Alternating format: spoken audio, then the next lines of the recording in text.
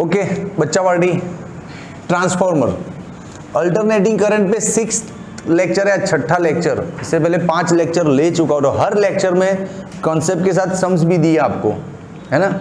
तो आज ट्रांसफॉर्मर पे बात करते हैं और सम्स भी करेंगे, उसके 5-7 अच्छे सम्स से प्रैक्टिस करेंगे। ट्रांसफॉर्मर क्यों जरूरी था फिजिक्स में, क्या दिक्कतें थी जिंदगी में, अरे बहुत ज़्यादा दिक्कतें थी। समझो आप, आपका ये जो पावर हाउस है, पावर हाउस होता है ना हर स्टेट का, हर सिटी में, वहाँ पे पावर जनरेट होता है, बिजली बनाते हैं वो लोग कारखाने में, और वो बिजली हमारे घर तक सप्लाई होता है कि नहीं। तो इलेक्ट्रिसिटी का जो ट्रांसमिशन होता है उसमें दिक्कत आता था। क्या दिक्कत आता था, वहाँ से भेजा 100 वॉट का बिजली समझो, अपने घर तक पहुँचते पहुँचते 1 वॉट रह जाता था, 99 वॉट खत्म, उड़ जाता था, कहाँ जाता था। तो समस्या ये थी, देख जैसे ये है पावर स्टेशन, ठीक है, यहाँ पे बिजली बनाया, ओवर द हेड केबल लगाए, उन केबल के थ्रू अपने लोकल एरिया स्टेशन में आया बिजली, और स्टेशन से कहाँ आया सप्लाई, अपने घर पे, ये अपना स्वीट होम। अब यहाँ से बिजली आते आते अपने घर तक पहुंची, जैसे यहाँ से 100 वॉट पावर भेजा, घर पे आते आते 1 वॉट हो गया, 99 वॉट इधर वेस्ट हो गया। एक एग्जाम्पल दे रहा हूँ अप्रोक्सीमेटली। कहाँ जाता था ये बिजली, बिजली कहाँ जाता था बताता हूँ। ये जो वायर है इसमें कुछ ना कुछ तो रेजिस्टेंस होगा, रेजिस्टेंस वाले वायर है, और कितना लंबा ट्रांसमिशन है रे, पावर हाउस अपने घर से 30-40 किलोमीटर 50 किलोमीटर दूर है, तो कितना लंबा ट्रांसमिशन है, कितना लंबा वायर होगा, तो वायर का रेजिस्टेंस बहुत ज़्यादा हो जाता है। तो जूल हीट के फॉर्म में पावर इस फॉर्मूले के अकॉर्डिंग वेस्ट हो जाता है, I²R। मतलब जैसे ही इस वायर में करंट फ्लो होना चालू हुआ, I²R के अकॉर्डिंग पावर लॉस होना शुरू हो जाता है। तो जब तक वो पावर अपने पास पहुंचता है सारा ऑलमोस्ट ख़त्म हो जाता है। तो ये बहुत बड़ी समस्या थी फिजिक्स में कि क्या किया जाए कि इस बिजली को बिना वेस्ट किए यहाँ से यहाँ तक पहुँचाया जाए, या वेस्टेज को बहुत लो कर दिया जाए। तब जाके जन्म हुआ ट्रांसफॉर्मर नाम के डिवाइस का, क्योंकि रिसर्च से पता चला कि power is equal to VI, power को कांस्टेंट रखे, कांस्टेंट मतलब यहाँ जितना पावर दिया उतना ही पावर यहीं पे भी अपने को चाहिए, चलो तो पावर को कांस्टेंट रखे, मतलब पावर पूरा चाहिए, तो V is inversely proportional to the I हो गया। If V assume that power is constant, in that case V is inversely proportional to the current flowing through the wire। अब voltage high कर दो आप तो करंट कैसा हो जाएगा, लो। इस फॉर्मूले के according if your voltage is high then current becomes low, और करंट का अमाउंट लो हो गया तो इस फॉर्मूले में रखो, आंसर बहुत कम आएगा, पावर लॉस बहुत कम होगा। करंट बहुत कम पड़ गया तो अब यहाँ पे फॉर्मूले रखो ना, कोई फर्क नहीं पड़ता है, पावर बहुत कम कंज्यूम होगा, लॉस बहुत कम होगा। समझ में आ रहा है। तो करंट को कम करने के लिए वोल्टेज को हाई करना पड़ेगा, और वोल्टेज को हाई करना है तो चलो यहाँ पे वोल्टेज हाई कर दिया आपने, हाई वोल्टेज दे दिया, और ओवर द हेड वायर में से निकला हाई वोल्टेज। अब वो हाई वोल्टेज वाला करंट जब अपने घर में पहुंचेगा तो हम मर जाएंगे, तो ये भी एक समस्या। अब सोल्यूशन तो मिल गया कि यहाँ पे पावर लॉस नहीं करना है, तो वोल्टेज हाई कर दो तो पावर लॉस नहीं होगा। लेकिन वो हाई वोल्टेज वाला करंट अपने घर में दिया तो अपन मर गए, समझो। तो उल्टा ट्रिक बनाया गया कि यहाँ पे जैसे वोल्टेज हाई किया ना, उसी टेक्निक से जब घर पे पहुंच रहा है तब एग्जैक्टली यहाँ पे उसको वापस लो कर दो, और लो करोगे फिर यहाँ पे तो वेस्टेज ज़्यादा होगा नहीं, वायर छोटे ही होते हैं, कोई इतने बड़े 50-50 किलोमीटर लंबे वायर तो होते नहीं है, कॉमन सेंस की बात है। तो एक ऐसा डिवाइस बना जो ये दोनों काम कर पाए, दैट इज कॉल्ड ट्रांसफॉर्मर। वो नीड्स के अकॉर्डिंग वोल्टेज को हाई भी करता है और नीड्स के अकॉर्डिंग वोल्टेज को लो भी करता है। तो 2 टाइप का ट्रांसफॉर्मर होता है, जो वोल्टेज को हाई करके देता है that is called step up transformer, जो वोल्टेज को लो करता है that is called step down transformer. तो 2 टाइप का ट्रांसफॉर्मर आया, step up and step down. ये क्या करेगा, वोल्टेज को हाई करेगा, और ये क्या करेगा, वोल्टेज को वापस नीड्स के अकॉर्डिंग लो कर देगा, ताकि और कोई जान माल का खतरा ना हो, ठीक है। अब ट्रांसफॉर्मर दिखता कैसा है, स्टेप अप ट्रांसफार्मर में क्या फर्क है और स्टेप डाउन में क्या अलग है? दोनों में कुछ अलग भी तो होगा ना, उनका कंस्ट्रक्शन, उनका कंस्टिट्यूशन, तेमનું બંધારણ, તેમની रचना કંઈક तो अलग भी तो हसे ना, सब सीखते हैं। पहले ट्रांसफार्मर खुद दिखता कैसे वो देखो। तो ट्रांसफार्मर है ना, इधर प्राइमरी, ये समझो, ये पूरा 3D टाइप ड्राइंग समझो आप, ये ऐसे लेयर्स होते हैं यहाँ पे सब।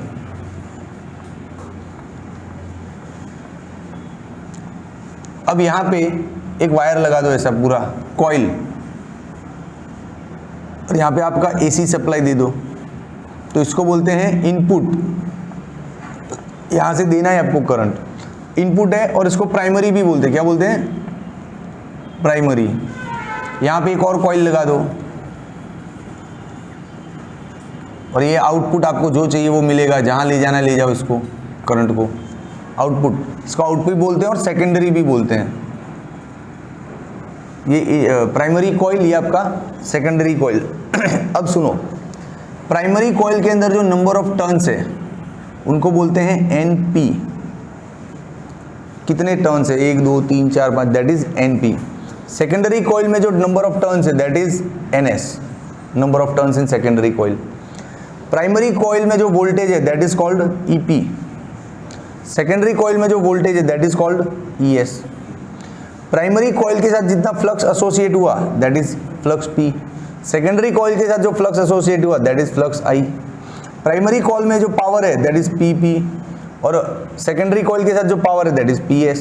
प्राइमरी कॉइल में जो करंट है दैट इज IP, और ये है IS। ये सब नाम अलग से हो गए। अब कुछ फॉर्मूला भी बनाते हैं, तो फॉर्मूला बनाने के लिए इस जगह को मैं अब ध्वस्त कर रहा हूं।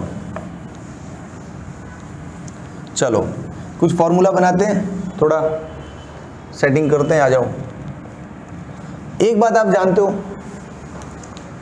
Flux is directly proportional to the number of turns. जितना टर्न ज़्यादा होगा उतना फ्लक्स ज़्यादा एसोसिएट करेगा, है कि नहीं? तो यहीं से सारा थॉट स्टार्ट हुआ कि flux is directly proportional to the number of turns. अब फ्लक्स को मैं ऐसा ले लूँ, phi-S phi-P, तो इसको भी ले सकता हूँ NS NP। हो गया एक बढ़िया फॉर्मूला। लो, कहाँ तकलीफ है बोलो? हो गया। अब आगे बढ़ो। अब इस फ्लक्स S को सब्जेक्ट बनाओ, इसको सामने डालो, तो एक और फॉर्मूला निकल के आएगा। अब इसका क्या करो, T के रिस्पेक्ट में डिफरेंशिएट कर दो।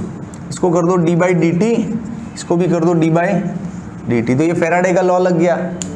फैराडे का लॉ क्या था? d फ्लक्स बाई dt मतलब EMF। तो EMF इन सेक माइनस, हाँ, NS NP minus minus minus cancel, तो देख फिर बन गया ES upon EP is equals to NS upon NP। एक और फॉर्मूला बन गया। बोलो कोई तकलीफ है तो बोलते जाओ कि नहीं नहीं सर तकलीफ है, दिक्कत हो रही है कि नहीं? इजी है कि नहीं? हाँ, तो फिर अब इन तीनों को एक साथ लिखा जाए तो फॉर्मूला कैसा दिखेगा? अब इन तीनों को एक साथ लिखा जाए तो फॉर्मूला कुछ ऐसा दिखे। अरे यार बोर्ड गंदा हो गया पूरा, रुको डालता इसमें पानी थोड़ा। तो कपड़ा ही गंदा है, बोर्ड की गलती नहीं है। ध्यान से, अब मामला गंभीर होता जा रहा है। देखो अब इन दोनों को एक साथ लिखो, flux S upon flux P, number of turns in S, number of turns in primary, EMF in secondary, EMF in primary. बन गया एक दांसू फॉर्मूला। काम हो गया आपका। तो चलो भाई, अब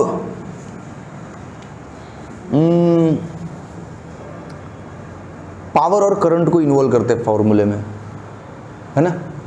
पावर क्या होता है? VI, P is equals to VI, लेकिन यहाँ पे हम EI बोलेंगे, हम EMF बोल रहे हैं ना, तो रुको। Power is equals to EI हो गया EI। अब मैं पावर को कांस्टेंट बोल दूं, मान लो मेरा पावर कैसा है? कांस्टेंट। अच्छा, पावर कांस्टेंट मतलब input power is equals to output power, लेकिन ऐसा पॉसिबल नहीं है। ऐसा पॉसिबल नहीं है। जितना इनपुट में पावर होगा आउटपुट में उतना नहीं मिलेगा, थोड़ा वेस्ट होगा।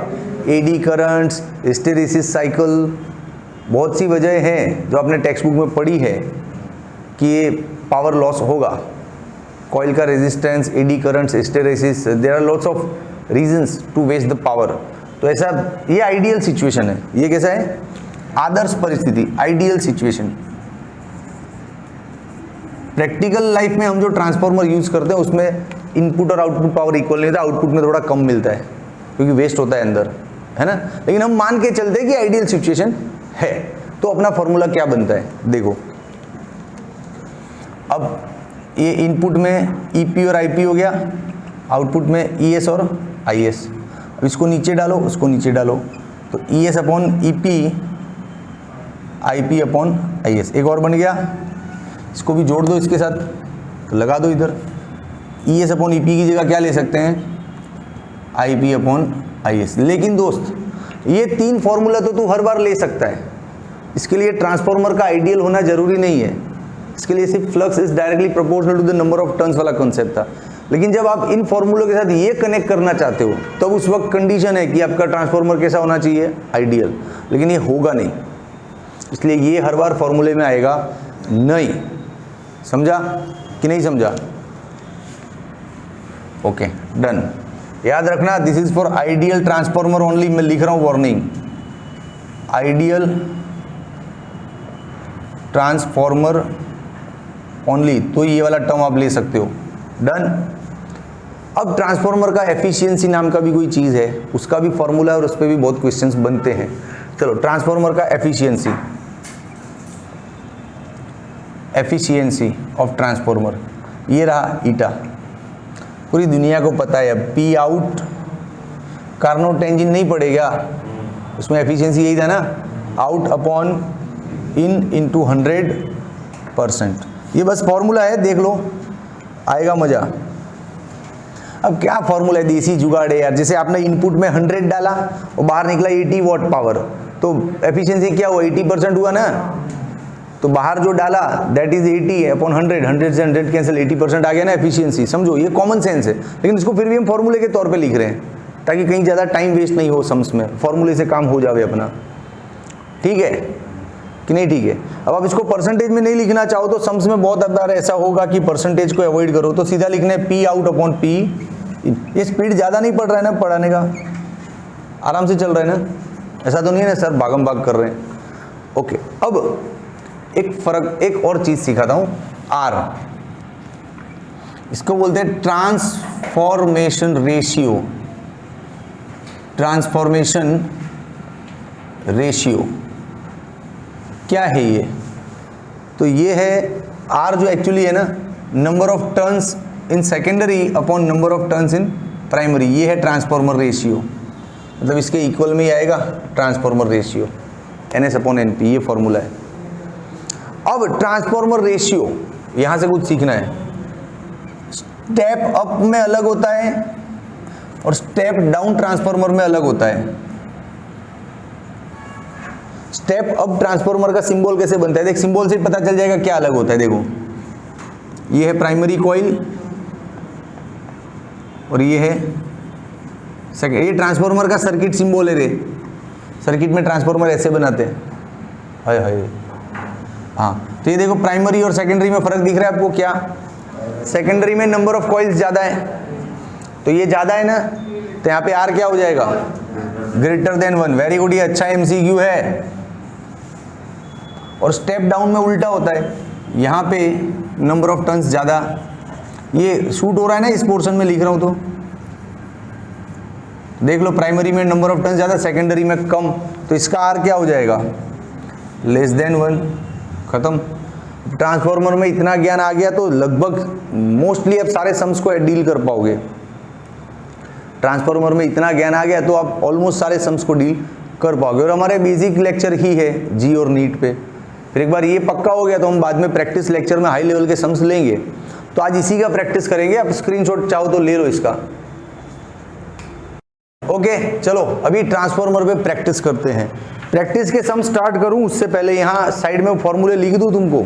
अभी अभी चला है तो मान लो याद नहीं हो तो ये रहा देख flux S, flux P, E S, E P, N S, N P, I P और आई एस। लेकिन ये आइडियल सिचुएशन में ही, हाँ, हर बार नहीं आएगा, है कि नहीं। ये हो गया फॉर्मूला। फिर transformation ratio N S upon N P, right. फिर power efficiency P out upon P in, और ज़रूरत होती है तो हम परसेंटेज में लेंगे इसको। बस इतना सा फॉर्मूला देख, सारे सम्स तेरे हाथ में होंगे। चला जा। पहला, step down transformer. Step down transformer क्या करेगा? वोल्टेज को कम करेगा, मतलब अपने घर में जब पहुंचा रहे तब का ट्रांसफॉर्मर है ये, कम करके भेजेंगे ना अपने को तो करंट। हाँ, a step down transformer is used to reduce the main supply of 220 volt to 10 volt। मतलब स्टेप डाउन ट्रांसफॉर्मर है, उसके अंदर घुसा 220 और कर किया दिया उसने 10। 220 आया उसके पास, उसने क्या बना दिया उसको 10। तो ये 220 क्या है? प्राइमरी, और जो बाहर निकला वो सेकेंडरी। तो नोट डाउन करो, प्राइमरी क्या है 220 और सेकेंडरी क्या है 10 वोल्ट। चलो आगे बढ़ो। If the primary draws 5 ampere, primary के अंदर करंट क्या है 5 एम्पियर, एंड सेकेंडरी 88 एम्पियर, और सेकेंडरी के अंदर करंट क्या है 88 ampere. Calculate the efficiency of transformer. ए यार, ले ले भैया फार्मूला, चल। Efficiency is equals to P out upon P in into 100 percentage. Percentage में मांगा है ना आंसर। हाँ, पी मतलब क्या होता है वी आई, लेकिन वी को हम यहाँ पे क्या लिख रहे हैं ई आई। पी मतलब ई आई। अब आप गौर से देखो, ये आउटपुट है मतलब इसकी बात कर रहे हैं, तो ई एस आई एस ये इनपुट है तो इसकी बात हो रही है। अब तो सिर्फ वैल्यू रखना है यार, खेल खत्म। चलो वैल्यू रखो, ई एस आई एस का वैल्यू रखो 10 into 88, E P I P का वैल्यू रखो 220 इंटू 5 इंटू 100%। 5 2 जा 11, 8 जा 11, 2 जा कितना हुआ रे 2 10 जा 80% आया आंसर। कहाँ है ये रहा बी, है कि नहीं? इजी बोला तो था, ट्रांसफॉर्मर के सम्स बहुत इजी है, बहुत easy, very easy to crack. सिर्फ ये हल्का फुल्का आइडिया हमको होना चाहिए, ठीक है। चलो नेक्स्ट बच्चा पार्टी, चलो एक और सम है। A transformer has an efficiency of 75%। Efficiency कितना है उसका 75%। अब एफिशिएंसी मतलब P out upon P in is 75 divide by 100% है ना, है कि नहीं? अब आगे क्या बोल रहे हैं वो लोग? आगे बोल रहे हैं the power input is 4 kilowatt. Input power कितना है 4 किलो, है कि नहीं? Okay. At 100 watt 100 volt, input को हम ऐसे लिखेंगे ईपी विच इज 100 वोल्ट, ठीक है। If the secondary voltage is 200, ES is 200, calculate the ratio of current in the primary and secondary. Primary और सेकेंडरी में करंट का रेशियो। अरे यार, EPIP पावर, ESIS पावर तो हो रहा है, और क्या हो रहा है? अरे हो रहा है कि नहीं हो रहा है? पक्का? तो इधर 4000 रखी मत, तू एक काम कर, ये P आउट है ना, उसको ES इंटू IS बोल दे, और P इन को क्या बोल दे EP इंटू IP, है कि नहीं? अब देख IS अपॉन IP 75 अपॉन 100, ये ऊपर गया वो नीचे गया। IS upon IP 75 upon 100, EP कितना है 100, ES कितना है 200, कैंसिल। अब इसको सीधा कर दो, IP IS 200 अपॉन 75 आएगा आंसर, ऊपर वाले पे भरोसा आएगा। 75 टू 150 2 पॉइंट समथिंग आएगा, ये आ रहा है ना 2.66। कॉमन सेंस यार।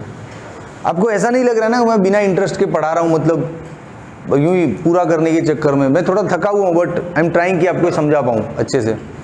चलो ठीक है, next.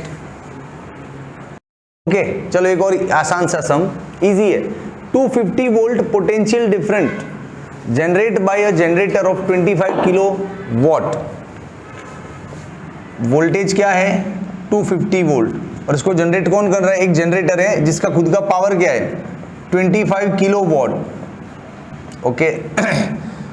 Is transmit through the transmission line of 1 ohm resistance, then the power loss will be what.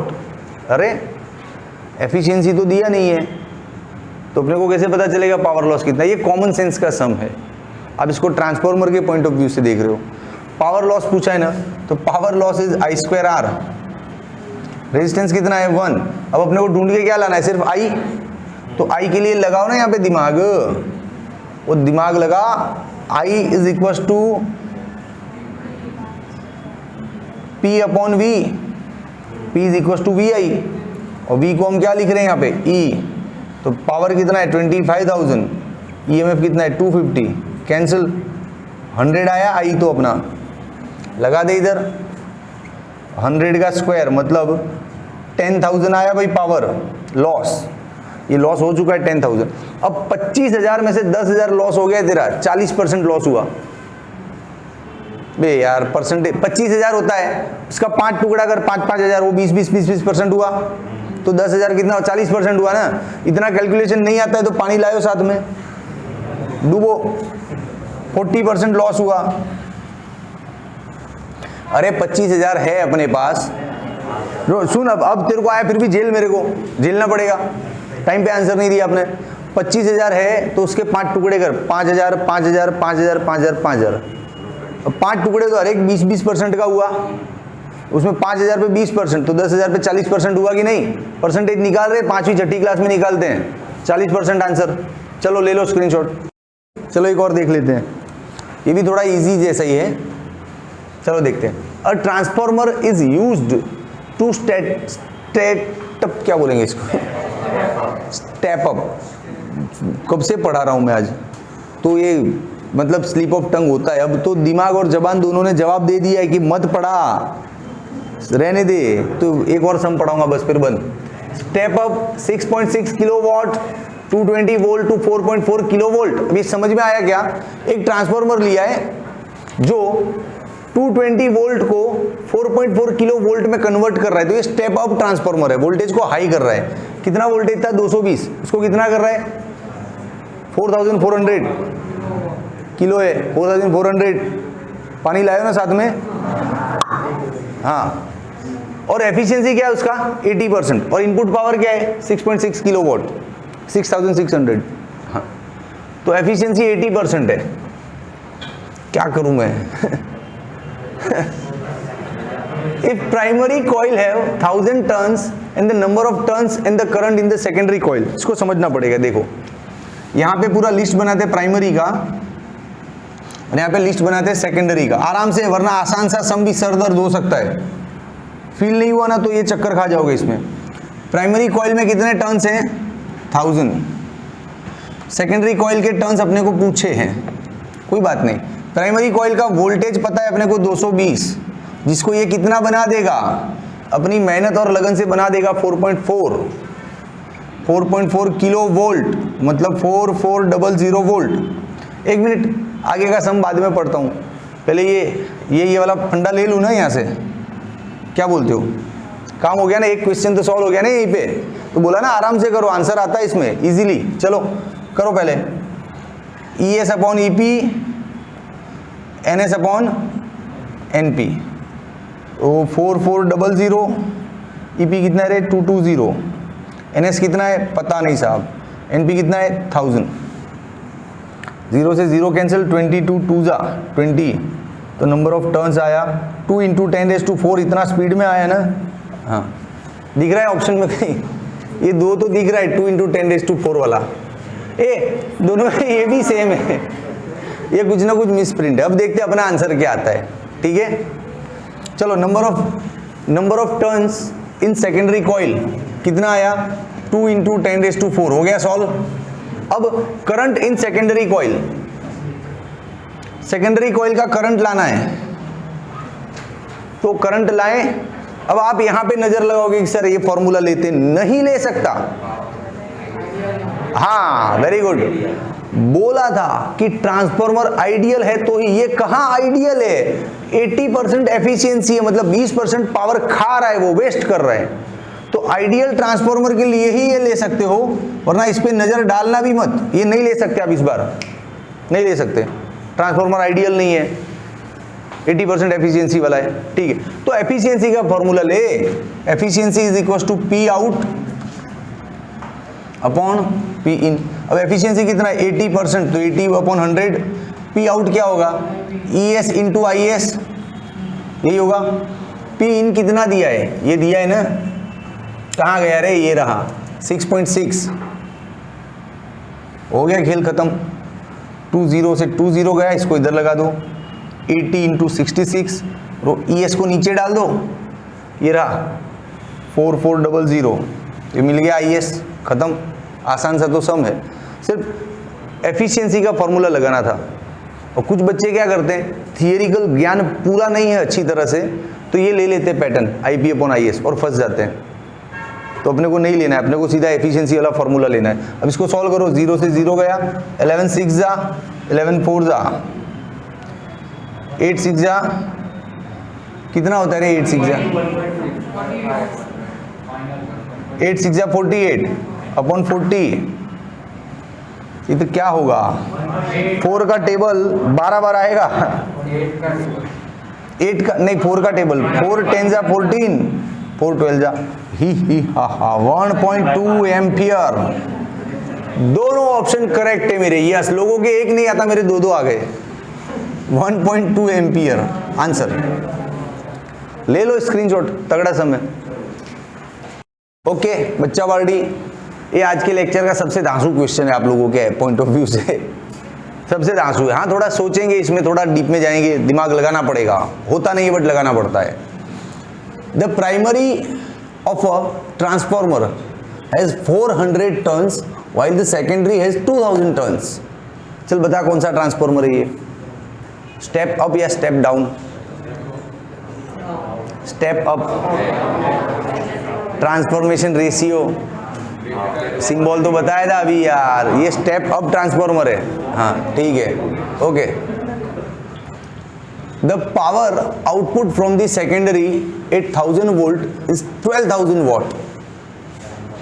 इतना तो इंफॉर्मेशन नोट डाउन करो पहले भैया। देखो यहाँ पे प्राइमरी का लिस्ट बनाते हैं और यहाँ पे सेकेंडरी का लिस्ट बनाते हैं। प्राइमरी में नंबर ऑफ टर्न्स क्या है 400, सेकेंडरी में नंबर ऑफ टर्न्स क्या है 2000। The power output from the secondary, secondary में से पावर आउटपुट क्या है 12,000 वॉट पावर आउटपुट, और इसका वोल्टेज क्या है 1000 वोल्ट। हो गया ना डेटा नोट डाउन। अब आगे बढ़ो। If the resistance of primary is 0.9 and that of secondary is 5, इसका रेजिस्टेंस कितना है 0.9 ओम और इसका रेजिस्टेंस कितना है 5 ओम, ठीक है। And the efficiency of transformer is 90%। अरे एफिशिएंसी आया 90%। एफिशिएंसी मतलब पी आउट अपॉन पी इन, 90 अपॉन 100, ठीक है। चलो कोई बात नहीं। Calculate the power loss in the primary coil and is the secondary coil will be what. Power loss किस फॉर्मूले से कैलकुलेट होता है I² R। R मतलब रेजिस्टेंस, रेजिस्टेंस तो दोनों में है अपने पास, तो क्या कमी पड़ रही है I, सिर्फ I नहीं है अपने पास, तो दिमाग लगाना है और I ढूंढ के लाना है। तो चलो लगाए दिमाग, I ढूंढ के लाए। ये वाला फॉर्मूला नहीं ले सकते क्या? क्यों? हाँ आइडियल नहीं है साहब, तो इसके झांसे में आना ही नहीं है। ये फॉर्मूला ही मत लो आप कभी, जाने दो इसको, आइडियल नहीं है, ठीक है। कोई बात नहीं दोस्त, तो कुछ और बनाए क्या? हाँ ये ले सकते हैं, ये पैटर्न ले सकते हैं ना। देखो मैं जो भी मिल रहा है उसको ले रहा हूँ भाई, यहाँ पे शूट हो रहा है ना प्रॉपर, इसको जगह चाहिए ज़्यादा। देखो ES अपॉन EP किस डायरेक्शन में जाना है अभी पता नहीं चल पा रहा है, तो मुझे जो समझ में आ रहा है वो मैं कर रहा हूँ, ठीक है। ES कितना है 1000, कट रहा है तो थोड़ा भाई कैमरा को इधर करो। मैं तो कटा हुआ इंसान ही हूँ यार, मेरी तो जिंदगी कटी हुई है, सब नहीं कट रहा है ना, सब नहीं कट रहा है ना, बस मेरे को कटने दे तू। चलो ईपी क्या है? एनएस कितना है? 2000। एनपी कितना है भैया? 400। ये 1000 से 2000 गया तो ईपी आ गया 200 वोल्ट। चलो मिल गया ईपी, कहीं ना कहीं काम आएगा। 200 वोल्ट ठीक है कि नहीं? ठीक है, बढ़िया, ओके। अब थोड़ा यहाँ पे कुछ करो यार। पी आउटपुट कितना है? 12000। मेरा फोकस क्या है? मेरा फोकस ये है कि प्राइमरी और सेकेंडरी दोनों का आई लाना है। जैसे ही आई मिला ना, I²R रखूंगा, आंसर लाऊंगा, सीधा घर चला जाऊंगा। तो लास्ट सम है ना ये, इसमें भी आई मिल गया ना, तो I² × R से पावर लॉस लाऊंगा और सीधा पेन बंद करके सीधा घर। तो आई लाना है।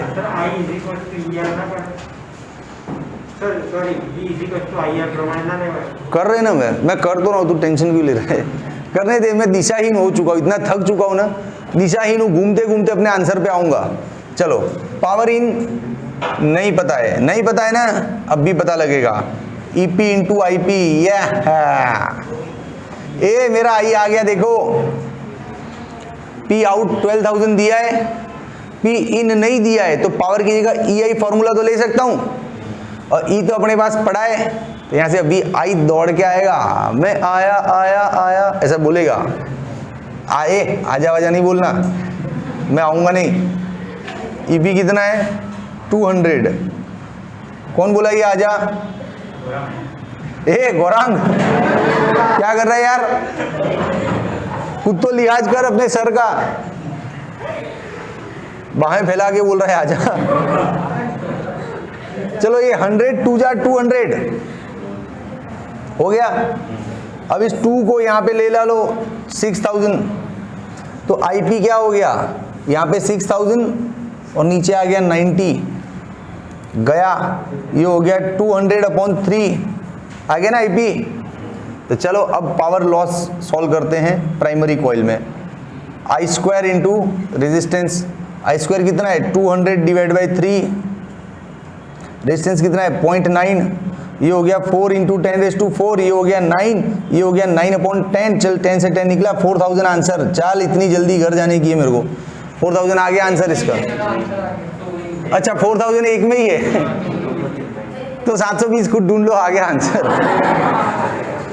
नहीं रुक रे, हाँ वेरी गुड वेरी गुड, छोकरा होशियार है। देख, P out = E out I out, हो गया ना।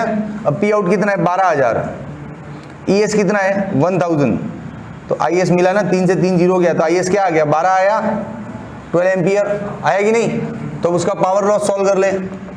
I²R, आई कितना लाए आप लोग? 12 में बहुत गंदा पड़ा है ये, बहुत ऊट पटांग लिखा है इधर उधर सब, लेकिन आप समझ रहे हो ना।